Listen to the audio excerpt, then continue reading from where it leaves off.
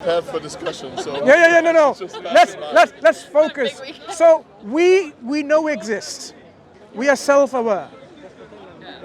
So anything that has brought us into existence, must be self-aware. Has to be. So what thing could have brought us into existence?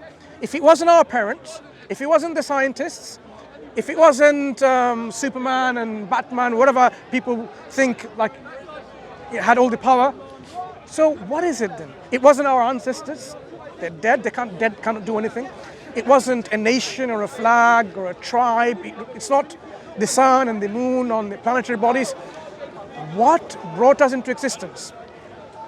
The answer is quite simple actually, which you know already. The fact that you exist, you know there is an existent reality. The fact that you and I exist, there is a necessary existence. There is a necessary existence. Because we are all contingent, we are all dependent existence. We all dependent, aren't we? Are you independent? No. If you said you're independent, I would just say stop breathing for 20 minutes. I'll see what happens. You're dependent on air, food, water, and so on. Like I said, it's a combination of elements that allow life to be created. Yes, so we for our life to subsist in our living, we are dependent. So everything you see is also dependent. So there's an argument called the argument from contingency. The philosophers are having a big time settling that, because those philosophers who are atheists, they're on their boots now, on their shoes now, trying to reply to this argument. It is such a powerful argument for the existence of God that it is something that you don't need to have a PhD to understand it. If everything is dependent, like you are dependent, I'm dependent, Hamza's dependent, Brother Noah is dependent, everyone is dependent. The tree is dependent. And everything is perishing and decaying. The sum of all of that is also going to be dependent. The sum of dependent set is dependent. You cannot explain the existence of dependent things by itself. Imagine I told you that I gave life to myself, but 200 years ago, 500 years ago, I wasn't even in existence. I wasn't even here. So how could I give life when I was not even here? So a dependent things which is dependent on their existence couldn't have existed by themselves. So you need something that is not contingent or dependent. And that thing is something called the necessary existence, the necessary being, who is independent by necessity, who is absolute by necessity. So that is what we call our creator, because we are a creation. We came into existence.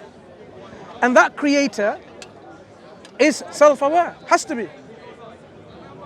This creator is also a possessor of will, has to be. Without will, without intent, without choice, nothing would have happened.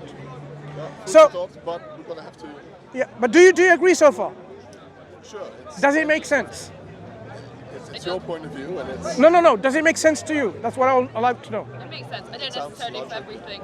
No. From what we've said so far, in fact, this is the reasoning that you can take further, and you can yourself come to the conclusion that there is a creator of this universe, this cosmos. You can. It's not simply because you don't have time for it. I mean, you have all the time for everything else, but you have no time for your own existence and trying to find out the meaning. Every part of our body, do they have a purpose? Your eyes, do they hear?